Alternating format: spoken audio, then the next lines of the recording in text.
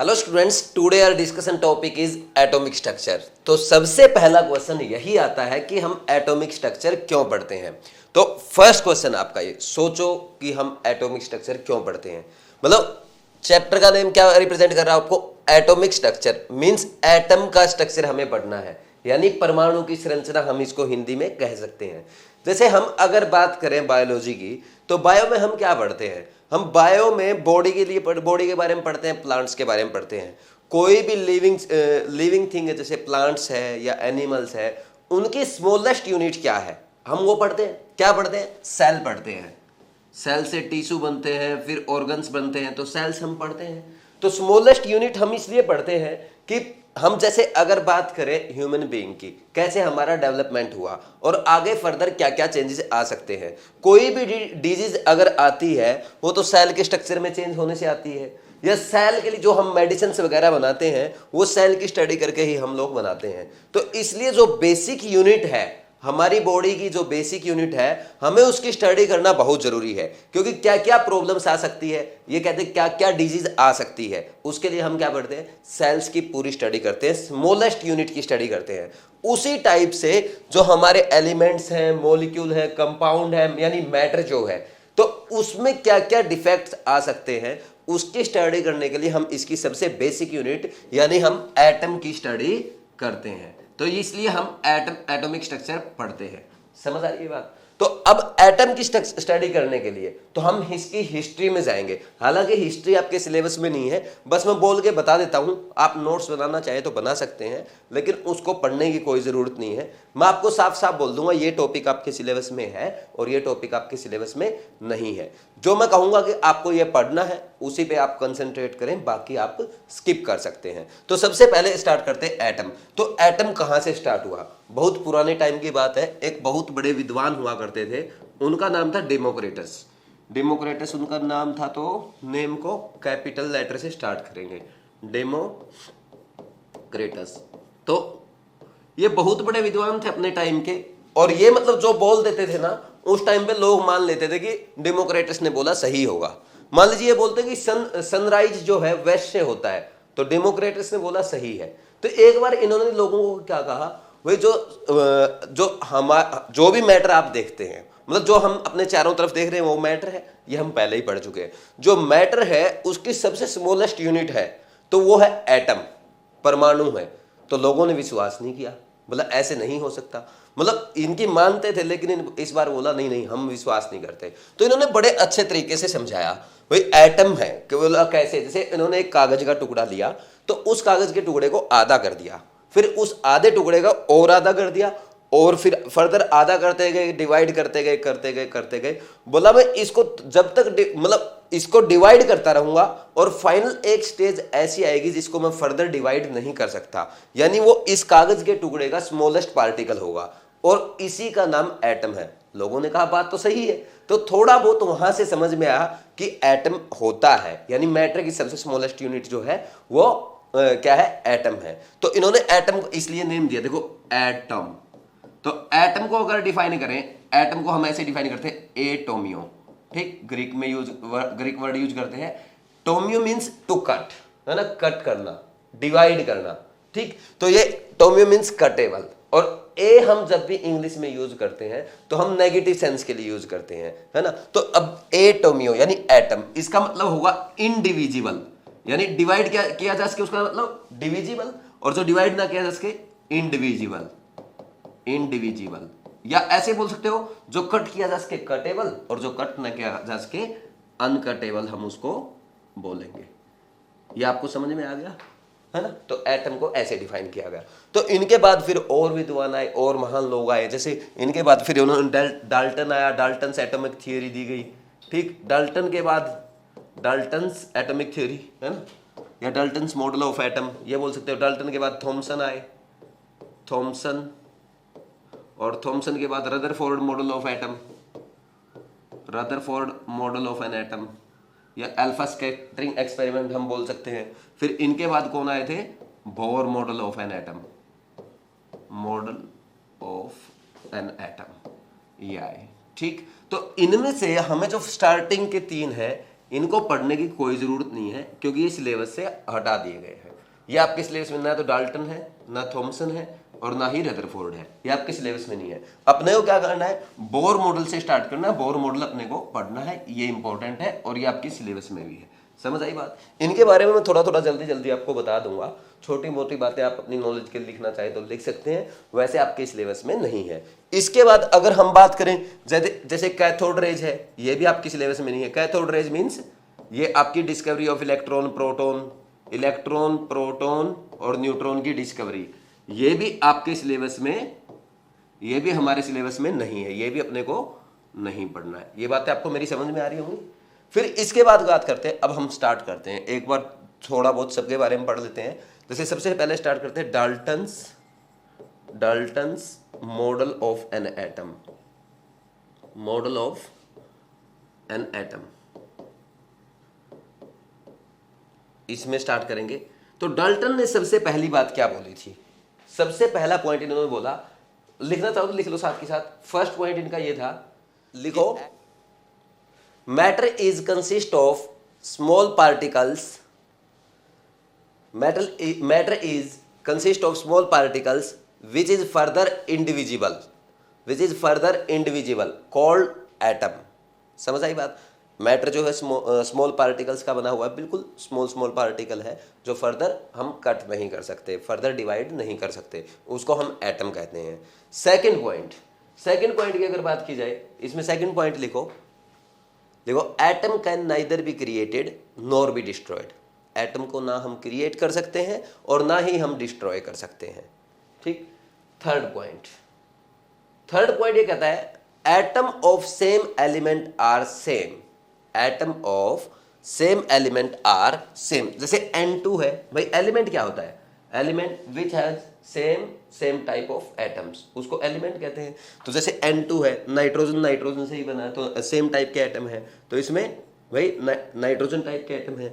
O2 की अगर बात कर लें तो इसमें O टाइप के एटम है। सल्फर की S8 की बात कर लें, इसमें सल्फर टाइप के एटम है। फास्फोरस की बात कर लें तो इसमें P टाइप के एटम्स हैं।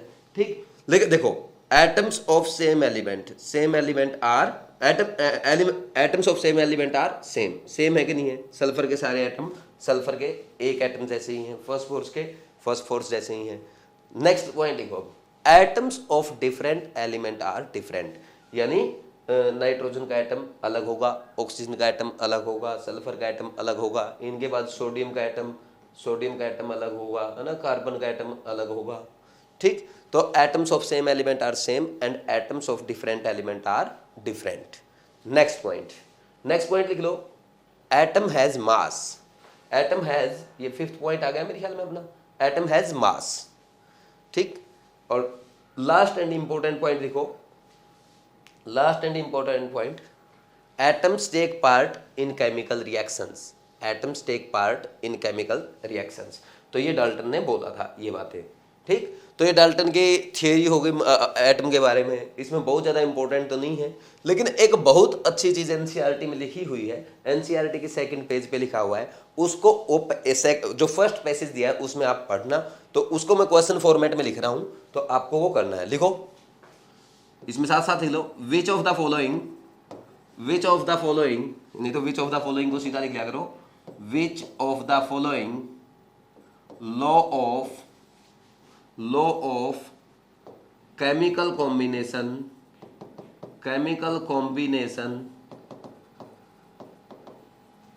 Combination is not explained bye Dalton's theory of an atom. ठीक है, इसके द्वारा कौन सा एक्सप्लेन नहीं किया गया, ये क्वेश्चन आपसे पूछा गया। सबसे first point, law of mass conservation.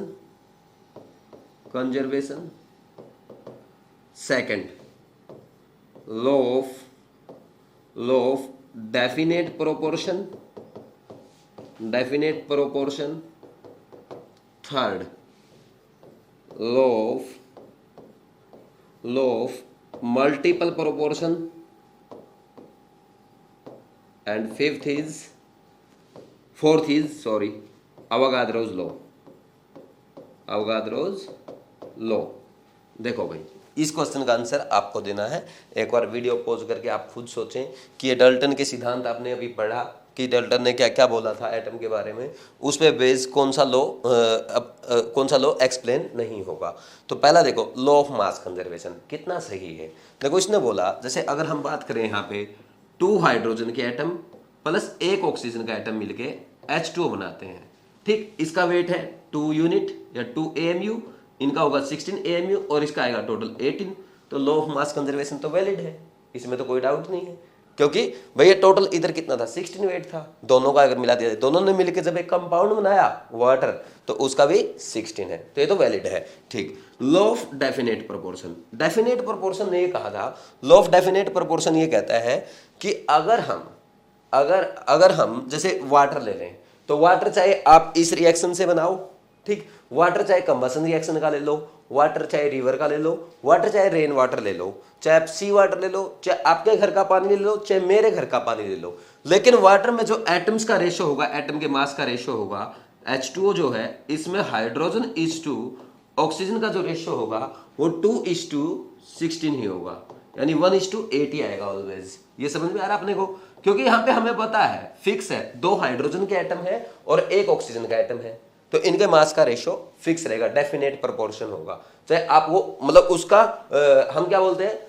Method of preparation क्या है या सोर्स क्या है, मतलब हमें किससे ऑब्टेन हुआ है, तो वो चाहे कुछ भी हो, लेकिन उसका वही वाटर का जो उसके एटम्स एलिमेंट्स का रेशियो है वो हमेशा फिक्स रहेगा। क्योंकि इसमें देखो 2 हाइड्रोजन एटम 1 ऑक्सीजन एटम रहेगा, चाहे वाटर आप कहीं से भी ले आओ, तो इसको भी डाल्टन थ्योरी एक्सप्लेन कर रही है, क्योंकि 2 हाइड्रोजन एटम और 1 ऑक्सीजन एटम, रेशियो हमेशा सेम रहेगा ना उनके मास का, ठीक। Next, law of multiple proportion. Law of multiple proportion देखो क्या कहता है। लॉ ऑफ मल्टीपल प्रोपोर्शन में मैं एक ही एग्जांपल कराऊंगा, मैंने बहुत अच्छे से आपको मोल कॉन्सेप्ट में पढ़ाया है।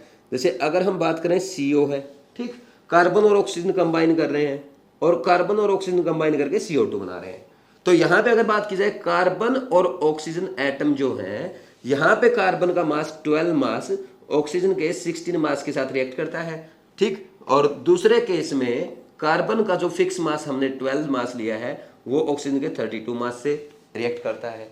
यानी हम अगर दो एलिमेंट कंबाइन करके अलग अलग कंपाउंड फॉर्म करते हैं और उनमें एक एलिमेंट का फिक्स मास दूसरे एलिमेंट के डिफरेंट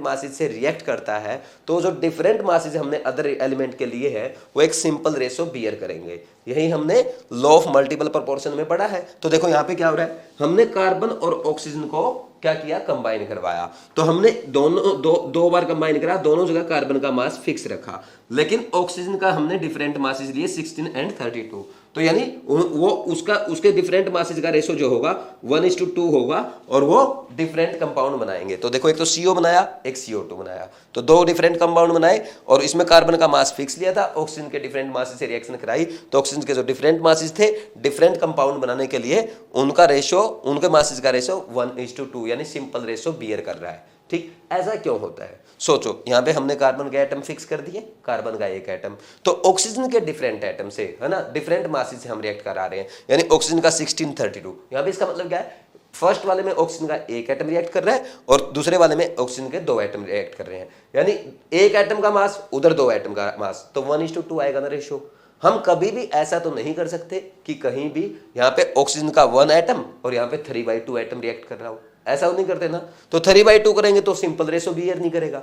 इसलिए उसने बोला क्या, हाँ, जब भी ये रिएक्ट करेंगे चाहे तो एक एटम इसका 1 इसके 2, इसका 1 इसके 3, इसका 1 इसके 4, ऐसे रिएक्ट करेंगे, तो इसीलिए इनका रेशो जो आ रहा है मासेज का वो 1:2:3:4 होल नंबर में आ रहा है, एक सिंपल रेशो बियर करता है। ये बात आपको समझ में आ गई होगी, तो ये भी सही है, ठीक, ये भी सही है। अब बात आती है अवगाद्रोस लॉ। अवगाद्रोस लॉ ने क्या बोला था भाई, सेम टेम्परेचर और प्रेशर पे volume of same gases have equal number of molecules, यही हमने पढ़ा था, ठीक। तो अगर हम PV = NRT से देखते हैं, PV = NRT से सेम टेम्परेचर और सेम प्रेशर, टेम्परेचर फिक्स और प्रेशर फिक्स और आर कांस्टेंट है ही, तो volume is directly proportional to number of moles, और हम जानते हैं number of moles is equal to number of molecules divide by Na, Na is constant, Avogadro number, तो volume directly proportional number of moles है, तो directly proportional to number of molecules भी होगा। तो ये बात तो हम पढ़ ही चुके हैं, तो डेफिनेशन इसकी। लेकिन यहाँ पे हम कहीं भी एटम्स की बात नहीं कर रहे।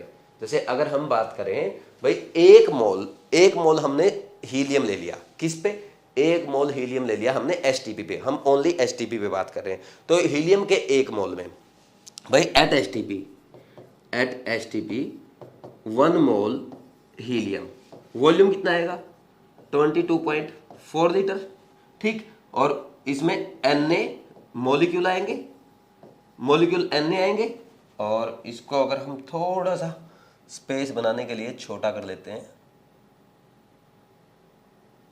ठीक है, तो Na और Na ही एटम्स आएंगे इसमें, ठीक।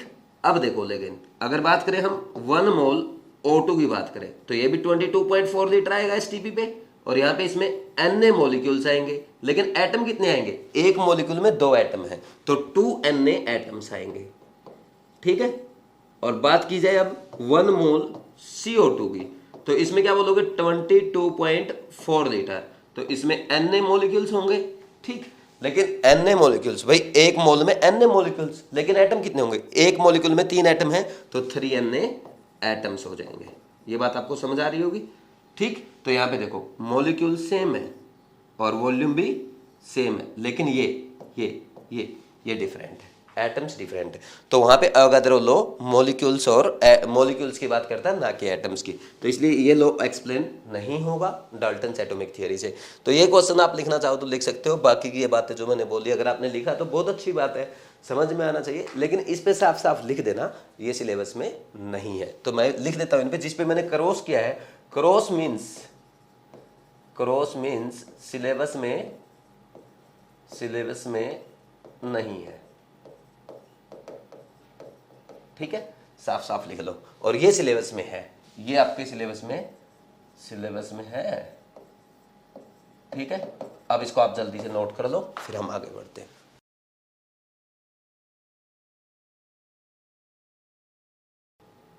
नेक्स्ट आता है Thompson model of an atom. तो थॉमसन वाला ये तो बिल्कुल भी इंपॉर्टेंट नहीं है, आपको पता ही क्या करना है ना। तो इसमें देखो थॉमसन, एक बार क्या हुआ, थॉमसन तरबूज खा रहे थे, तो तरबूज खाते खाते उनको लगा कि जो तरबूज के जैसा ही हमारा एटम है ना। और उन्होंने क्या बोला, जैसा इसको प्लम पुडिंग मॉडल भी बोलते हैं, हम प्लम पुडिंग मॉडल भी बोलते हैं, ठीक। तो वो जब तरबूज खा रहे थे तो उनको जैसे तरबूज है, उनको लगा जैसे तरबूज में हम क्या देखते हैं, यहाँ पे ये डिफरेंट सीड से तरबूज के, है ना, और ये बीच में जो हमें दिखाई देता है, बीच में उसका रेड कलर है, ये हम पढ़ते हैं। तो उन्होंने बोला जो ये सीड्स है ना, ये सीड्स है, ये है इलेक्ट्रॉन्स, और जो ये बीच में ये रेड पार्ट जो रहता है, रेड पार्ट जो है, उन्होंने बोला ये पॉजिटिव पार्ट कवर करता है। और उन्होंने ये बोला, उन्होंने खास बात ये भी बोली, एटम इज न्यूट्रल, ये बात उनकी सही थी, एटम इज न्यूट्रल, ठीक। सेकंड बात उन्होंने बोली, मास of atom is uniformly distributed, जो इनकी सबसे बड़ी गलत बात थी, है ना, ठीक। तो ये इन्होंने बोला था, है ना। और उन्होंने इलेक्ट्रॉन को फिक्स दिखा। तो ड्रॉबैक क्या था, ड्रॉबैक इनके लिखना चाहो तो लिख सकते हो, atoms in electron in an atom are not stationary. उन्होंने तो क्या बोल दिया, वो स्टेशनरी है, उन्होंने सबसे क्या बता दिया कि वो एटम स्टेशनरी है, ठीक। और mass of an atom is concentrated in nucleus. ये बात आपको समझ में आ गई होगी, ये इनके ड्रॉबैक थे। तो कोई ज्यादा डिटेल में जाने की जरूरत नहीं है, इसको लिखना चाहो तो लिख सकते हो, नहीं तो हम आगे बढ़ते हैं।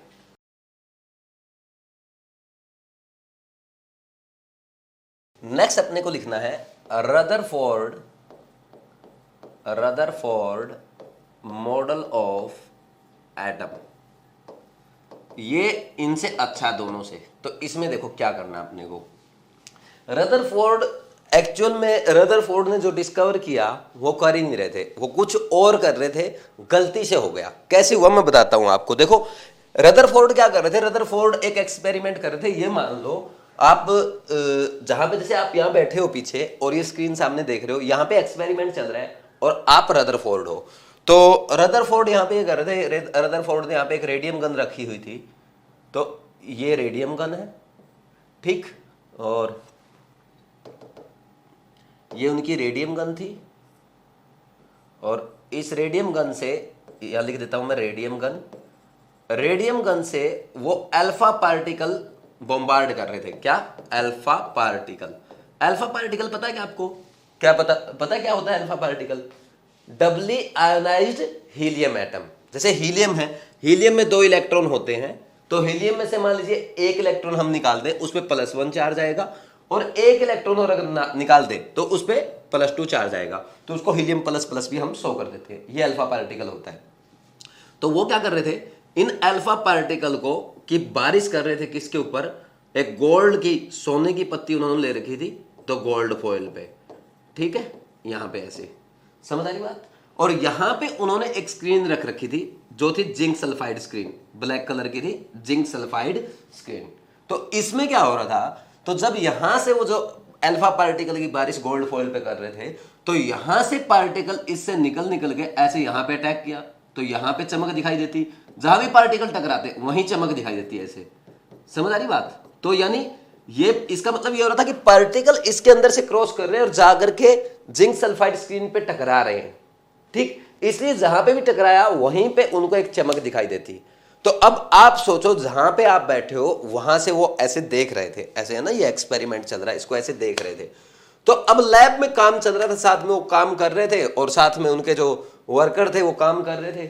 तो इधर से, इस रेडियम गन के पीछे से, इधर से एक बड़ी ब्लैक स्क्रीन लेकर के वो लोग जा रहे थे, बहुत बड़ी स्क्रीन थी। जब वो लेकर के जा रहे थे तो बहुत बड़ी थी, ये छोटा सा एक्सपेरिमेंट चल रहा, मतलब छोटी सी जगह में चल रहा, तो बहुत बड़ी स्क्रीन थी, लैब में काम चलता रहता है। तो जब वो जा रही थी तो उनका ध्यान उस पर पड़ा, तो जैसी चमक उनको यहां पे दिखाई दी, बीच बीच में 1-2 चमक उनको वहां भी दिखाई दी, है ना। मतलब वो जो ब्लैक स्क्रीन इसके पीछे से जा रही थी, रेडियम गन के पीछे से, तो उन्होंने बोला भाई स्क्रीन को यहीं रोक दो कि मुझे कुछ दिखाई दिया। तो जैसे स्क्रीन को रोका तो कुछ इंटरवल के बाद उनको जैसी चमक यहां दिखाई दे रही वैसी वहीं पे दिखाई दे रही। तो यहां से उन्होंने डिस्कवर किया था कि वहां पे ये जो पॉजिटिव चार्ज है न्यूक्लियस पे है, जो कंसेंट्रेटेड है। अभी मैं बताता हूं कैसे, पहले इसको वैसे ही समझते जैसे हम समझ रहे थे। तो देखो उन्होंने क्या बोला भाई, बहुत सारे पार्टिकल, अल्फा पार्टिकल जो है वो बिल्कुल जाकर के सीधे टकरा रहे हैं, यानी पास्ट अनडिफ्लेक्टेड, सीधे जाके टकरा रहे हैं बहुत सारे पार्टिकल, ठीक है। कुछ पार्टिकल क्या है, कुछ एंगल पे डिफ्लेक्ट हो रहे हैं, ठीक, कुछ पार्टिकल कुछ एंगल पे डिफ्लेक्ट हो रहे हैं।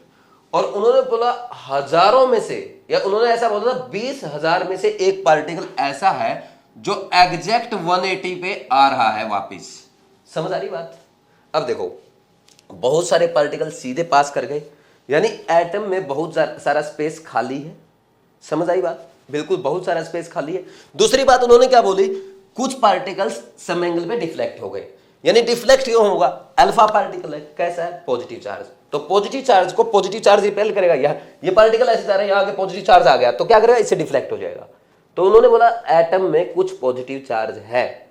अब उन्होंने बोला 20,000 में से एक पार्टिकल डायरेक्ट जाके वापिस आ रहा है, यानी वो पॉजिटिव चार्ज जो है वो एक जगह पे कंसंट्रेटेड है। समझ आ रही बात? तो ये देखो उन्होंने क्या क्या लिखा, यानी यहां पे ये कंसंट्रेटेड होगा। अब लिखना चाहो तो लिख लो, यहां पे हम साथ में रिजल्ट लिख सकते हैं, ठीक। और पहले रिजल्ट लिखेंगे, पहला रिजल्ट उन्होंने क्या बोला, पहला रिजल्ट ये था, many alpha particles passed undeflected, ठीक। इसका रिजल्ट क्या आया, ये इनके सॉरी हमने रिजल्ट नहीं, ये ऑब्जर्वेशन थी उनकी। वेट यहां पे रिजल्ट की बजाय हम क्या लिखेंगे, ये ऑब्जर्वेशन थी, ठीक, ऑब्जर्वेशंस, ठीक, ये इनकी ऑब्जर्वेशंस थी, ठीक। इस ऑब्जर्वेशन से उन्होंने कंक्लूजन क्या फाइंड आउट किया, कंक्लूजन्स। तो पहला कंक्लूजन क्या था भाई, उसमें बहुत सारा पार्ट क्या है एटम का खाली है, most part of the atom is vacant, बहुत सारा पार्ट क्या है, खाली है। अब सेकंड ऑब्जर्वेशन उन्होंने जो की, ए फ्यू अल्फा पार्टिकल लिखा करो साथ में, अच्छा लगता है, a few alpha particles deflected at some angle, ठीक, समझ आ रही बात? यानी इसका मतलब क्या हुआ, वो क्यों डिफ्लेक्ट हुए, अल्फा पार्टिकल में पॉजिटिव चार्ज है और पॉजिटिव चार्ज को पॉजिटिव चार्ज रिपेल करेगा, इसलिए वो डिफ्लेक्ट हुए हैं, ठीक। देयर इज, कंक्लूजन क्या है, there is some positive charge in atom में कुछ पॉजिटिव चार्ज है। तो थर्ड उन्होंने क्या लिखा, a very few alpha particles 1 out of 20,000 deflected at 180 degree.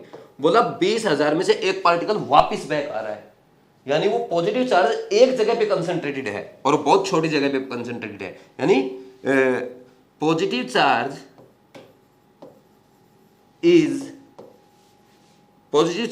In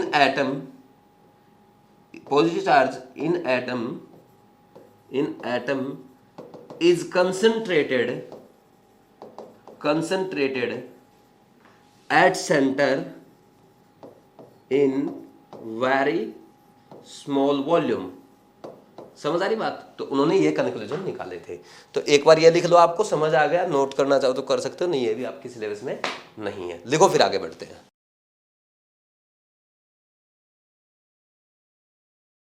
next लिखो, रिजल्ट्स क्या क्या आए उनके, उन्होंने रिजल्ट्स क्या क्या डिस्कवर किए। सबसे पहला उन्होंने बताया पॉजिटिव चार्ज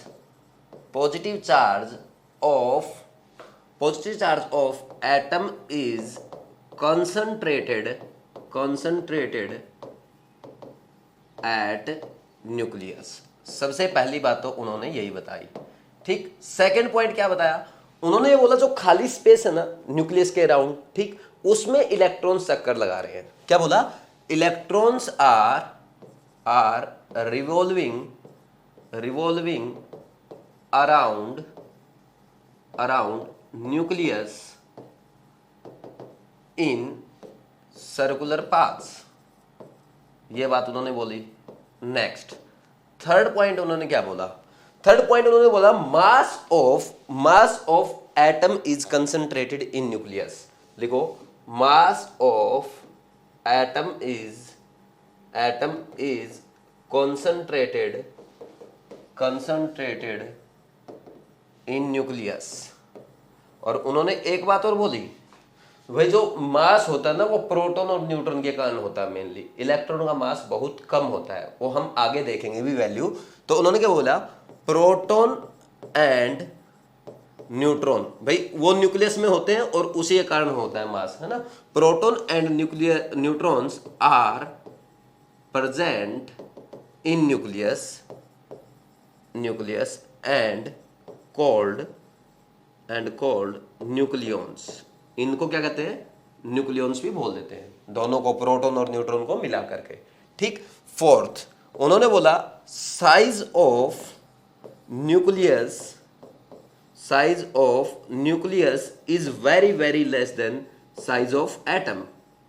न्यूक्लियस का जो साइज है वो एटम के कंपैरिजन में बहुत छोटा है, ठीक। जैसे अगर हम बात करें रेडियस ऑफ एटम, ये ऐसे सोच लो आप एक बार, जैसे मान लो उन्होंने ये बोला था, जैसे आप ना एक काम करो, क्रिकेट का स्टेडियम है, तो क्रिकेट के स्टेडियम को पूरा आप एक एटम का, आप एटम की वो मान लो कि एटम की सरकमफ्रेंस है, और या एटम है वो पूरा, है ना, एटम की सरकमफ्रेंस है, जो ऐसे बोल दो कि जो क्रिकेट के स्टेडियम की रेडियाई है वो एक एटम की रेडियाई है, ठीक। उसके सेंटर पे हमने एक बॉल रख दी, तो वो बॉल जो है वो न्यूक्लियस है, और वो पूरा ग्राउंड जो है वो एक एटम की रेडियाई है, एटम की सरकमफ्रेंस है, और बीच में सेंटर पे रखी हुई बॉल वो न्यूक्लियस के जैसी है। यानी उन्होंने ये बोला था, अगर रेडियस ऑफ एटम इज 10 की पावर -10 मीटर है approx, then radius of nucleus is equal to 10 की पावर माइनस 15 मीटर।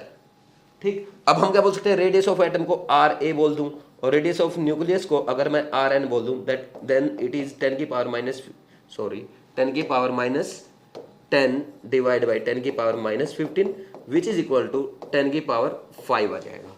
ठीक, और यहां पे हम ये बोल सकते हैं कि यहां पे अगर बात की जाए, radius of atom is equal to 10 to the power 5 into radius of nucleus.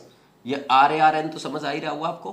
ठीक, अब यहां पे अगर हम बात करें volume of an atom is equal to कितना आएगा, 10 की 4/3 पाई आर क्यूब, और इसका रेशो साथ में ले लूं वॉल्यूम ऑफ न्यूक्लियस के, तो हम इसको लिखेंगे 4/3 पाई रेडियस ऑफ एटम का cube divide by 4/3 pi radius of nucleus का क्यूब, ये ऐसे करेंगे। तो 4/3 पाई से 4/3 पाई कैंसिल, और रेडियस ऑफ एटम कितनी, 10 की पावर माइनस 10 की पावर 3 डिवाइड बाई 10 की पावर माइनस 15 की पावर 3, यानी दिस इज इक्वल टू 10 की पावर 15, या ऐसे लिख सकते हैं वॉल्यूम ऑफ न्यूक्लियस, और ये is equal to volume of atom, ये बोल सकते हैं कि नहीं बोल सकते। तो यहां से अपने को पता चल गया कि इतना छोटा होता है न्यूक्लियस, किसके कंपैरिजन में, एटम के कंपैरिजन में।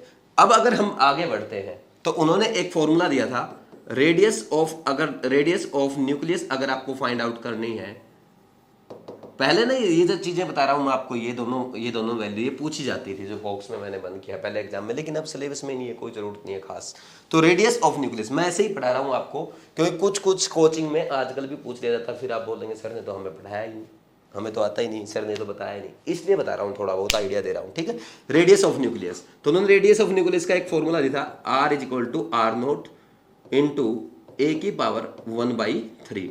आर नोट क्या है, रदरफोर्ड कॉन्स्टेंट है, आर नोट की वैल्यू उन्होंने दी थी 1.11 इंटू 10 की power minus 15 meter to 1.44 into 10 की power minus 15 metre.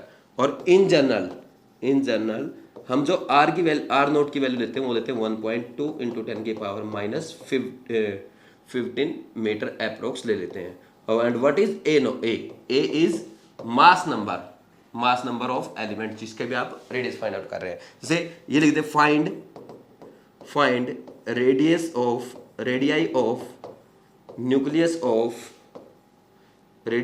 Nucleus of aluminium, ये बोल दिया। तो आप क्या करोगे, R is equal to R naught कितना रखोगे 1.2 इंटू 10 की पावर माइनस 15, और एल्यूमिनियम क्या होता है, एल्यूमिनियम आपको पता है ये 13 इसका एटॉमिक नंबर, 27 इसका मास नंबर होता है, 27 की पावर 1/3, तो यह आ जाएगा 3, तो 1.2 इंटू 10 की पावर माइनस 15 इंटू में 3.6 इंटू 10 की पावर माइनस 15 मीटर, ये आंसर आ जाएगा। ये क्वेश्चन एक बार एग्जाम में पूछा हुआ है, तो इसको नोट करो, फिर आगे बढ़ते हैं।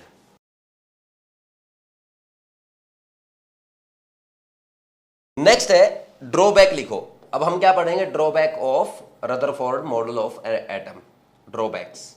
तो पहला ड्रॉबैक ये था, he could not explain stability of atom.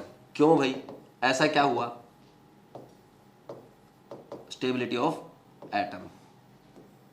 ठीक, तो इसमें हम पढ़ते एक बात पढ़ेंगे पहले, फिजिक्स का कॉन्सेप्ट है मैक्सवेल इलेक्ट्रोमैग्नेटिक थियरी। अब पहले सुन लो फिर लिख लेना। तो मैक्सवेल ने एक बात बोली थी कि अगर कोई एक्सेलरेटेड चार्ज पार्टिकल है, वो लगातार कंटिन्यूअसली अपनी एनर्जी लॉस करता है। ठीक, कोई भी एक्सेलरेटेड चार्ज पार्टिकल लगातार अपनी एनर्जी लॉस करता है। तो अगर हम बात करें, अब अगर बात की जाए, रदरफोर्ड ने बोला कि इलेक्ट्रॉन जो है वो न्यूक्लियस के अराउंड चक्कर लगाते हैं, सर्कुलर पाथ में चक्कर लगाते हैं। अब मान लीजिए हम बोल दें इसकी वेलोसिटी फिक्स है, तो वेलोसिटी कैसे फिक्स होगी, वेलोसिटी फिक्स हो ही नहीं सकती क्योंकि सर्कुलर पाथ में है। मान लीजिए एक फिक्स वेलोसिटी है, स्पीड फिक्स कर दी, मैग्नीट्यूड फिक्स कर दिया, मान लीजिए 5 मीटर पर सेकंड से चक्कर लगा रहा है फॉर एग्जांपल, तो वो 5 मैग्नीट्यूड है। लेकिन बार बार हम ये बोलेंगे इसकी डायरेक्शन चेंज हो रही है, और डायरेक्शन चेंज होगी तो भाई वेलोसिटी भी चेंज होगी। हम बोलते हैं ना मैग्नीट्यूड चेंज हो जाए, डायरेक्शन चेंज हो जाए, वेलोसिटी चेंज होगी।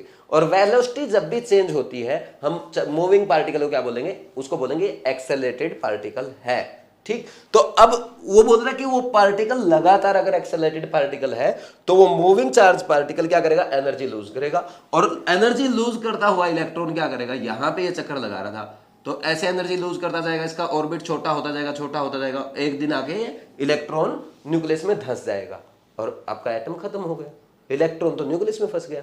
ठीक, अब चक्कर कौन लगा रहा है उसके बाद, समझ आ रही बात। तो ये इस बात को एक्सप्लेन नहीं कर पाए तो लिखो इसमें, अब लिख लो साथ के साथ। ठीक, वो डायग्राम बाद में बना लेना। According to Maxwell an accelerated charge particle lose its energy continuously। ठीक, ये उन्होंने बोला। hence a moving electron in circular path around nucleus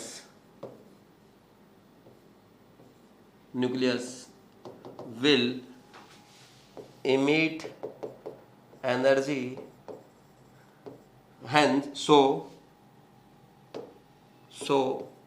its orbit become smaller and smaller and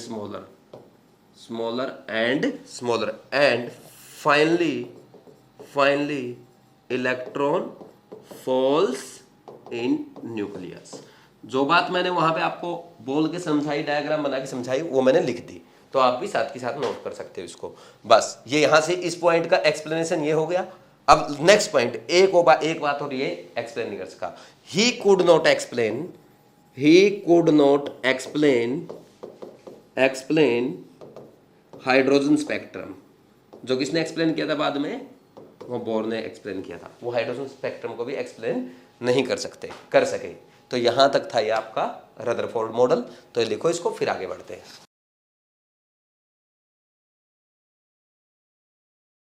next heading लिखो, fundamental particles of an atom. Fundamental, ये आपको सबको पता है, बस रिवीजन करवा रहा हूं। Fundamental particles of an atom क्या क्या है, इलेक्ट्रॉन है, प्रोटॉन है, न्यूट्रॉन है, इनके बारे में हमें पढ़ना है। तो लिख लो। तो इसके बारे में हम इनके चार्ज, मास वगैरह की स्टडी करेंगे। सबसे पहले हम यहाँ पे पार्टिकल का नेम लिख देंगे कि पार्टिकल, कौन से पार्टिकल की बात हो रही है, और ये लिख देंगे डिस्कवर्ड बाई, जो आपको याद नहीं रखना है। ठीक, फिर इनके चार्ज की बात होगी, और चार्ज को हम 3 यूनिट में पढ़ेंगे। सबसे पहला हम देखेंगे इलेक्ट्रोस्टैटिक यूनिट में, फिर कूलोम में पढ़ेंगे, और फिर इसके बाद हम पढ़ेंगे इसको रिलेटिव चार्ज। ठीक, रिलेटिव चार्ज। और नेक्स्ट फिर देखेंगे मास की हम यहाँ पे 2 यूनिट करेंगे, एक तो AMU में करेंगे और दूसरा kg में करेंगे। ठीक, सबसे पहला हम पढ़ते हैं electron is discovered by J.J. Thomson ने सबसे पहले इलेक्ट्रॉन की डिस्कवरी की। तो इलेक्ट्रॉन का इलेक्ट्रोस्टैटिक जो मास होता है, इलेक्ट्रोस्टैटिक यूनिट जो होती है, वो हम कितने लिखते हैं, 4.8 × 10⁻⁻10। 4.8 × 10⁻⁻10 होगा, और ये हम माइनस में लिखते हैं। माइनस में यानी इलेक्ट्रॉन का मास क्या शो करता है आपको, इलेक्ट्रॉन मतलब माइनस क्या शो करता है, इलेक्ट्रॉन के ऊपर नेगेटिव चार्ज है। और इसको अगर कूलोम में लिखेंगे, ये आप सबको पता है 1.6 × 10⁻⁻19 कूलोम। और ये ESU इलेक्ट्रोस्टैटिक यूनिट समझ में नहीं आ रहा ना, टेंशन नहीं लेनी है, क्योंकि आप ये फिजिक्स में पढ़ेंगे, फिजिक्स में आप सीखते हैं। ठीक, 12th में आपके आता है। नेक्स्ट है रिलेटिव चार्ज को भी छोड़ देते हैं। तो नेक्स्ट देखो प्रोटॉन पे, proton is discovered by electron J.J. Thomson ने, और प्रोटॉन किया था गोल्डस्टीन ने, और इसका मास, जितना मास इलेक्ट्रॉन पे नेगेटिव होता है उतना ही प्रोटॉन पे पॉजिटिव होगा, 4.8 × 10⁻⁻10, और इस पे चार्ज लिखेंगे 1.6 × 10⁻⁻19 कूलोम पॉजिटिव। ठीक, अब देखो जो रिलेटिव चार्ज हम लिख रहे हैं, अगर हम बोल दें इलेक्ट्रॉन पे -1 चार्ज है तो प्रोटॉन पे +1 होगा। ठीक, अब बात आती है न्यूट्रॉन की। Neutron is discovered by James Chadwick. ठीक, चैडविक। ठीक, तो ये इसमें न्यूट्रल होता है, चार्ज हर जगह जीरो आएगा, रिलेटिव चार्ज भी, कूलम में भी, ईएसयू में भी। और एएमयू मास की बात की जाए, इलेक्ट्रॉन का मास होगा 0.00054। ठीक, ये एएमयू में। और इसी तरह प्रोटॉन इससे बहुत ज्यादा भारी होता है 1.007, और प्रोटॉन से भी भारी होता है, थोड़ा सा भारी, न्यूट्रॉन। अप्रोक्स सेम ही होता है, थोड़ा सा भारी होता है 1.008। यहाँ पे केजी में बात की जाएगी, इसका आएगा 9.31 इंटू 10 की पावर -31 केजी। और प्रोटॉन की बात की जाए, इसका आता है 1.673 इंटू 10 की पावर -27 केजी। और प्रोटॉन का आएगा 1.675 इंटू 10 की पावर -27 केजी, ये आएगा।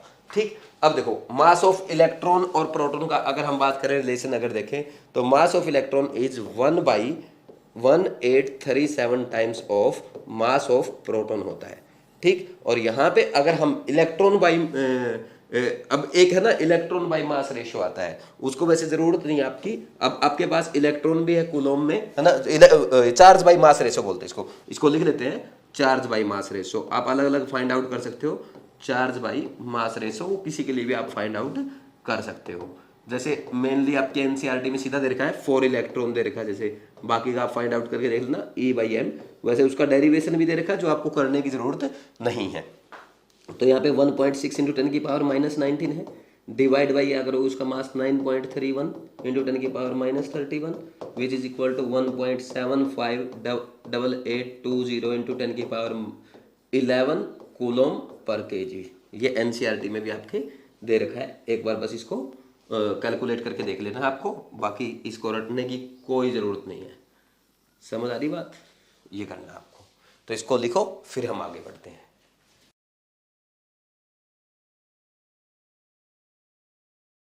नेक्स्ट है मास ऑफ मूविंग इलेक्ट्रॉन। ये छोटा सा टॉपिक आप फिजिक्स में भी पढ़ेंगे, एक बार लिख लो, mass of moving electron. Moving electron यहां पे लिखेंगे हम rest mass of electron, rest mass of electron divide by, ये फॉर्मूला लिखना आपको, 1 - v/c का स्क्वायर, और इसको अंडर द रूट लेना है, तो ये आ जाएगा। ठीक, तो ऐसे हम करेंगे। तो इसमें देखो अब एक क्वेश्चन बनता है यहाँ पे, बस सीधा सिंपल सा, mass of moving electron is equal to rest mass of electron divide by 1 - v/c का स्क्वायर। यहाँ पे v is velocity of electron and c is speed of light. ये आप लिखना चाहो तो लिख सकते हो साथ में, c आपको पता, सब स्पीड ऑफ लाइट फिजिक्स में पढ़ते हैं बार बार। इधर देखो, अब सबसे पहले जो हम स्टार्ट कर रहे हैं, सबसे फर्स्ट ये है, एक क्वेश्चन कर रहे हैं, if mass of moving electron is m0 upon 1/v/c का square, where m0 is mass of, m0 is ऐसा लिख लो, rest mass of electron, then first as velocity increase, mass of moving electron decrease. Second, as velocity increase, mass of moving electron increase. Third बोलेंगे, third mass remains constant, and fourth is can't say. ये अच्छा question बनता है एक, ये physics में भी आप पढ़ोगे, तो एक बार यहां भी कर लेते हैं। देखो अब आपको बताना है कि वेलोसिटी बढ़ने से मास पे क्या फर्क पड़ेगा। हम क्या कर रहे हैं एक्चुअल में, देखो अगर v बढ़ेगा, ठीक है, v/c बढ़ेगा कि नहीं बढ़ेगा, v/c बढ़ेगा, और v/c बढ़ेगा, ऑब्वियस सी बात है, v/c का स्क्वायर भी बढ़ेगा, हम ये बोल सकते हैं। ठीक, और v/c का स्क्वायर बढ़ेगा, यानी 1 - v/c का स्क्वायर क्या होगा, घटेगा, क्योंकि 1 में से आप एक तो घटाओ 0.5, ठीक, कितना 0.5 आएगा, और एक अगर 1 में से ज्यादा नंबर घटाएंगे 0.8, तो 0.2 बचेगा, वो घटेगा, यानी ये वैल्यू अब क्या होगी, घटेगी, और इसका अंडर द रूट भी घटेगा। ये बात समझ में आई। और किसी का डेनोमिनेटर घटता है तो हम क्या बोलेंगे, ये यानी m0 1/v/c का स्क्वायर ये घटेगा, तो ये ओवरऑल ये बढ़ेगा। समझ आ रही बात। तो हम क्या बोलेंगे, rest mass of moving electron क्या होगा, बढ़ेगा। तो ये क्वेश्चन था, इसको नोट करो, फिर आगे बढ़ते हैं। अच्छा क्वेश्चन है, फिजिक्स में भी काम आएगा, जल्दी से लिखो।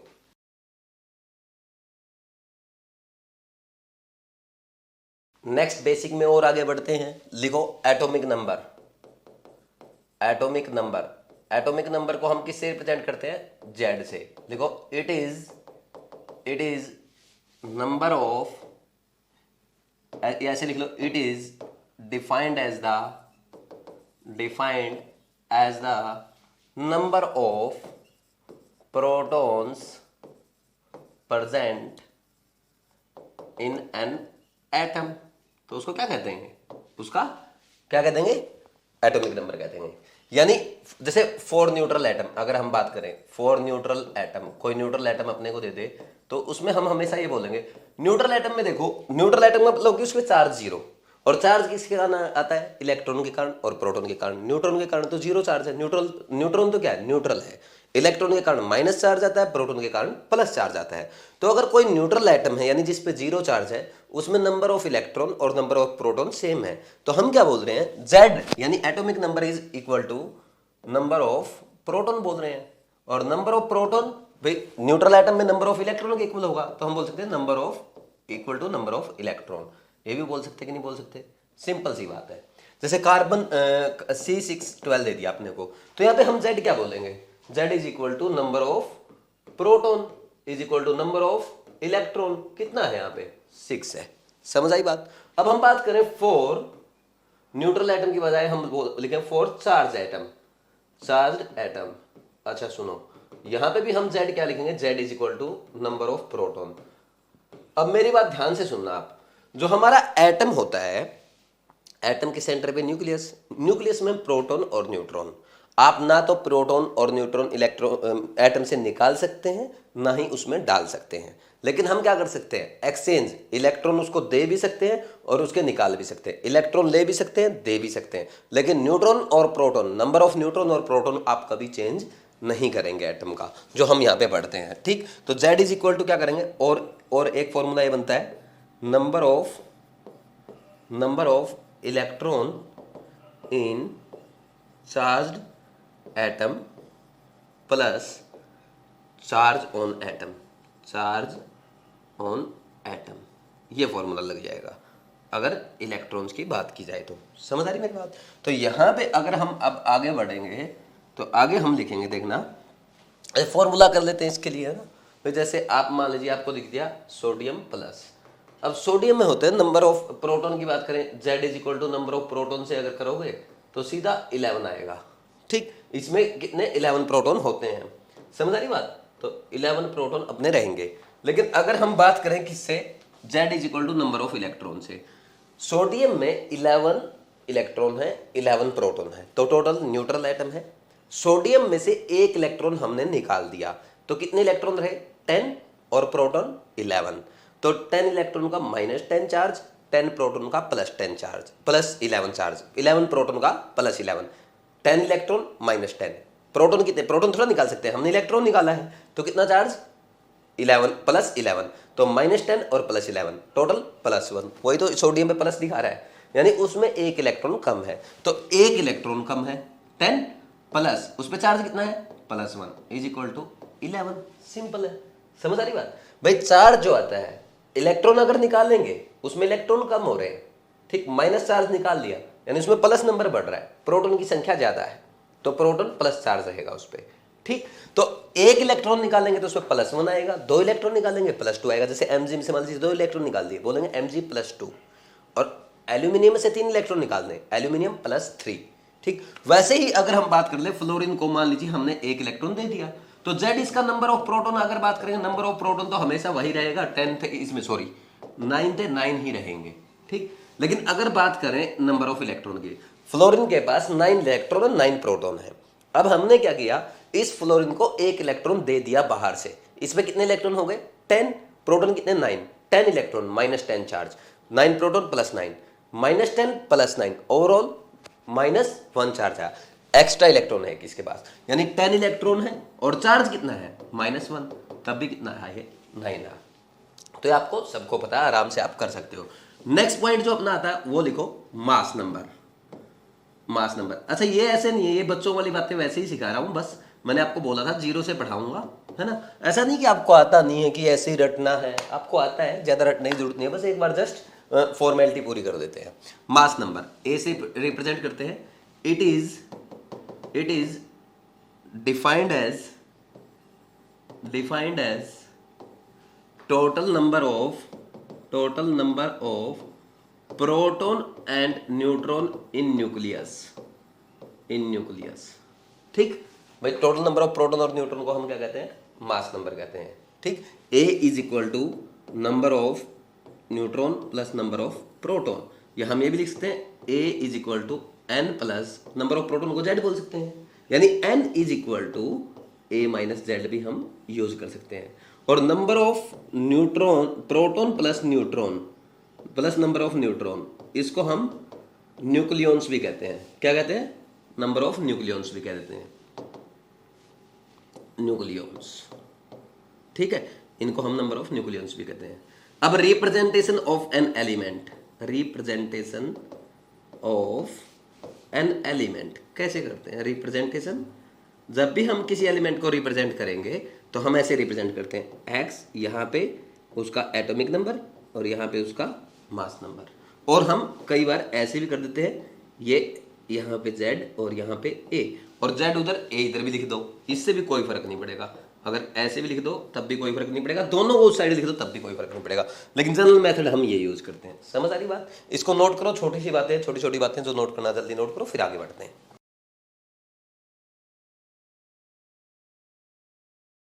एक बार एक क्वेश्चन लिख लो अब आप, find number of electron proton and neutron in following, ये लिख रखे मैंने। अब आप लेवल देख ही रहे हो, बिल्कुल छोटे बच्चों की तरह, 9th-10th के बच्चों की तरह हम बिल्कुल बेसिक चीजें कर रहे हैं। और जैसा आपने मोल कॉन्सेप्ट में देखा, धीरे धीरे हम एक एक चीज का लेवल बढ़ाएंगे, बाद में अच्छे अच्छे क्वेश्चन करेंगे, एग्जाम पैटर्न के, एग्जाम लेवल के क्वेश्चन करेंगे। एक बार ये सिंपल क्वेश्चन आप करो, जैसे इसमें अपने को electron proton and neutron find out करने हैं, तो यहाँ पे इलेक्ट्रॉन प्रोटॉन और न्यूट्रॉन मैं लिख लेता हूँ। जैसे अगर बात करें, ये आपको पता है, ये हम ऐसे लिखते हैं, ये एटॉमिक नंबर और ये मास नंबर। तो न्यूट्रल एटम की जब भी बात की जाएगी तो उसमें जितने इलेक्ट्रॉन है उतने ही प्रोटॉन होंगे। जैसे इसमें 1 इलेक्ट्रॉन है, 1 प्रोटॉन है, तो अब इसका एटम ये जो है n माइनस जेड अगर करोगे, मतलब n number of neutron find out करने के लिए a माइनस जेड करोगे तो 1 माइनस 1 इसका तो 0 आएगा। समझ आ रही बात, सेकंड में करो, ये ट्रिटियम है, आगे हम देखेंगे इसको। तो इलेक्ट्रॉन 1 है, प्रोटॉन भी 1 है, तो 2 माइनस 1 इज इक्वल टू 1 आएगा। सिमिलरली कार्बन में चेक करो, 6 इलेक्ट्रॉन होंगे, 6 ही प्रोटॉन होंगे क्योंकि न्यूट्रल है, 12 माइनस 6 इज इक्वल टू 6 होंगे। ठीक, तो यहाँ पे अगर इलेक्ट्रॉन की बात करें, यहाँ भी इसका 6 है एटॉमिक नंबर, तो इसमें 6 इलेक्ट्रॉन 6 प्रोटॉन क्योंकि न्यूट्रल है, और 14 minus 6 is equal to 8 neutron. यहाँ पे ये 7 है, 7 electron 7 proton, 15 minus 7 is equal to 8 neutron हो गए। अब O-2 ऑक्सीजन हमें पता है, ये O8 16 सिंपल अपने को दे रखा है, इसमें 8 इलेक्ट्रॉन है। ठीक, न्यूट्रल में, न्यूट्रल ऑक्सीजन में -2 चार्ज का मतलब ये है कि उसको 2 इलेक्ट्रॉन और दिए गए। देखो प्रोटॉन तो 8 ही रहेंगे न्यूट्रल में, और चार्ज में भी प्रोटॉन ना तो आप दे सकते हो ना निकाल सकते हो। ठीक, और इसको 2 इलेक्ट्रॉन और दे दिए आपने, तो टोटल कितने हो गए, 10 हो गए सिंपल। सिमिलरली यहाँ पे इसमें चेक करोगे तो 16 माइनस 8, ठीक, a माइनस जेड करना, 8 इसमें न्यूट्रॉन आएंगे। ठीक, यहाँ पे Mg2 प्लस, अगर Mg की बात की जाए तो ये Mg रहता है आपका 12 24, तो इसमें 12 न्यूट्रॉन है ना, प्रोटॉन है, और 12 ही इलेक्ट्रॉन है न्यूट्रल Mg में। लेकिन अगर बात की जाए उस पर +2 चार्ज है, +2 कब आता है, जब उसके 2 इलेक्ट्रॉन निकाल लें, तो 12 में से 2 गया, 10 बचेगा, और इसमें न्यूट्रॉन कितने बचेंगे, 24 माइनस 12 इज इक्वल टू 12 बच गया। ठीक, अब H2O की बात की जाए, 2 हाइड्रोजन एटम है, 1 ऑक्सीजन एटम, 2 हाइड्रोजन एटम में 2 इलेक्ट्रॉन और ऑक्सीजन में 8, टोटल 10 इलेक्ट्रॉन। सिमिलरली 2 प्रोटॉन और 8 प्रोटॉन होंगे ऑक्सीजन में, तो 2 प्रोटॉन हाइड्रोजन के, 8 ऑक्सीजन के, टोटल 10 प्रोटॉन हो गए। न्यूट्रॉन हाइड्रोजन में 0 होता है, और अगर बात की जाए ऑक्सीजन में कितने हैं, 8 है, तो 8 न्यूट्रॉन आएंगे ओनली, यहाँ पे 8 न्यूट्रॉन लिख देंगे क्योंकि हाइड्रोजन का तो है ही नहीं।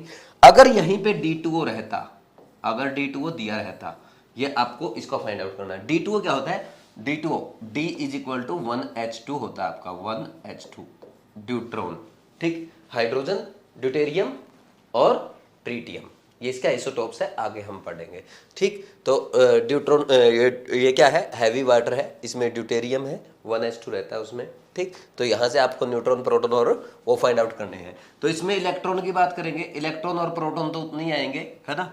न्यूट्रॉन की अगर बात की जाएगी तो न्यूट्रॉन कितने आएंगे? 2 न्यूट्रॉन हो जाएंगे ड्यूटेरियम में, क्योंकि 2 - 1 प्लस 8 ऑक्सीजन के 10 आ जाएगा, ऐसे करते हैं, ठीक। नेक्स्ट है NH4 प्लस, नाइट्रोजन में कितने? 7 इलेक्ट्रॉन, हाइड्रोजन में 4 इलेक्ट्रॉन, टोटल 11 इलेक्ट्रॉन।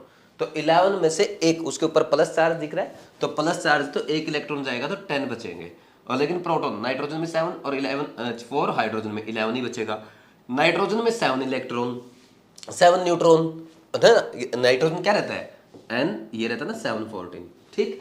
तो 7 न्यूट्रॉन हाइड्रोजन, नाइट्रोजन में, और 0 अपना हाइड्रोजन में, टोटल 7 ही आएगा, ठीक। फिर लिखा CO2। कार्बन में क्या है? कार्बन आपको पता है, CO2 में जब हम लिखते हैं C12 और ये ऑक्सीजन 8 16 ये रहता है। तो कार्बन में 6 इलेक्ट्रॉन और 2 ऑक्सीजन है, तो 8 और 8 16, 16 और 6 22 इलेक्ट्रॉन, क्योंकि न्यूट्रल है, 22 ही प्रोटॉन होंगे। अब इसमें कितने? 12 - 6 न्यूट्रॉन और 16 - 8 न्यूट्रॉन, 8 न्यूट्रॉन एक ऑक्सीजन एटम में, दो ऑक्सीजन है, तो 22 न्यूट्रॉन आ जाएंगे, ठीक। नेक्स्ट है CO3 2-। इसमें CO3 2- में जब हम देखेंगे, कार्बन में कितने? 6 और 3 ऑक्सीजन है, 8 3 जा 24 और 6 30 और -2 चार्ज है, यानी 2 इलेक्ट्रॉन उसने लिए हैं, गेन किए, यानी टोटल 32 इलेक्ट्रॉन। लेकिन न्यूट्रॉन की अगर बात, प्रोटॉन की अगर बात करेंगे, 6 कार्बन के और 3 ऑक्सीजन है, 24 उनके, तो टोटल 30 प्रोटॉन ही रहेंगे। और न्यूट्रॉन की भी बात की जाए तो कार्बन के 6 और ऑक्सीजन के 8, 8 3 जा 24 और 6 30 न्यूट्रॉन ही रहेंगे। ऐसे बहुत सारे फाइंड आउट कर सकते हो आप, ये तो बच्चों वाली बातें हैं ना, ये क्वेश्चन कोई नहीं पूछेगा आपसे, ऐसे ही टाइम पास के लिए बता दिए, छोटी छोटी चीजें जो 11th के बच्चे हैं उनके लिए। नेक्स्ट एक क्वेश्चन लिखते हैं, इस पैटर्न का थोड़ा बहुत एग्जाम में आपको मिल सकता है। देखो, if number of electron in X-3 is 10 and its mass number is 14, then find number of electron, proton and neutron in, पहला आपका X यानी न्यूट्रल एटम में, दूसरा है आपका X+2, ठीक। Next is X-2, third is X2, next is X2 2- and next is X2 2+। इस question में सारे टाइप के क्वेश्चन आपके कवर हो गए। जैसे हम स्टार्ट करते हैं भाई, X-3, इसमें अपने को इलेक्ट्रॉन, प्रोटॉन और न्यूट्रॉन बताने हैं। तो X-3 कैसे बना होगा? इसने 3 इलेक्ट्रॉन लिए होंगे, तब जाके ये X-3 बना होगा। तो इसमें 10 इलेक्ट्रॉन है, ठीक। कैसे बने? इसने 3 इलेक्ट्रॉन लिए हैं, ठीक, और तब जाके इसमें 10 हुए हैं। तो X में कितने रहे होंगे? X में 7 इलेक्ट्रॉन रहे होंगे न्यूट्रल में, यानी X क्या रहा? 7, और इसका मास नंबर, ये एटॉमिक, न्यूट्रल का एटॉमिक नंबर ये तो होगा जितने नंबर ऑफ इलेक्ट्रॉन है, 7 और 14 उसका मास नंबर है। तो यानी ये सिंबल अपना रहा है। अब आप कोई भी क्वेश्चन इनमें से कोई भी अपने आप कर लोगे, समझ आ रही मेरी बात? तो उसमें न्यूट्रल में कितने इलेक्ट्रॉन? 7, न्यूट्रल में उतने ही कितने होंगे? प्रोटॉन 7, 14 - 7 7 न्यूट्रॉन, X+2, तो 7 में से 2 इलेक्ट्रॉन गए 5, लेकिन न्यूट्रॉन चेंज नहीं कर सकते, 7 ही रहेगा, और 7 ही न्यूट्रॉन रहेगा, 7 ही प्रोटॉन रहेगा, वो हम चेंज नहीं कर सकते। X-2, तो 7 थे उसमें ऑलरेडी, 2 इलेक्ट्रॉन और दे दिए। -2 का मतलब -2 चार्ज कैसे आया? जब वो 2 इलेक्ट्रॉन लेगा तब आएगा, क्योंकि 2 इलेक्ट्रॉन एक्स्ट्रा हो गए उस पर। 7 इलेक्ट्रॉन 7 प्रोटॉन, इसको 2 इलेक्ट्रॉन और दे दो, तो -9 चार्ज और +7 प्रोटॉन का, तो ओवरऑल -2, इसलिए आता है। समझ आई बात? न्यूट्रॉन और प्रोटॉन हम चेंज नहीं कर सकते। तो न्यूट्रॉन कितने आएंगे? वही रहेंगे 7 न्यूट्रल में, ठीक। अब उसने लिख दिया X2, X और X मिलकर क्या बना रहे? X2। तो X2 में देखो 7 इलेक्ट्रॉन X में और साथ ही दूसरे X में, 7 और 7 14, वैसे ही प्रोटॉन भी 7 और 7 14 क्योंकि न्यूट्रल है 7 और न्यूट्रॉन भी कितने हैं 7 7 7 14। अब देखो ये x2 पे x2 2 माइनस x2 के ऊपर 2 माइनस चार्ज है, यानी x2 ने क्या किया 2 इलेक्ट्रॉन ले लिए 14 और 2 16। लेकिन प्रोटॉन न्यूट्रॉन आप चेंज नहीं कर पाएंगे, ये 14 14 ही रहेंगे जितने x2 में है। फिर x2 प्लस 2 है तो उसमें से 2 इलेक्ट्रॉन निकाल दिए, तो 2 इलेक्ट्रॉन अगर हम निकाल लेंगे तो 14 में से ये 14 न्यूट्रल है तो कितने बचेंगे 12 बचेंगे, लेकिन न्यूट्रॉन और प्रोटॉन जितने थे उतने ही रहेंगे।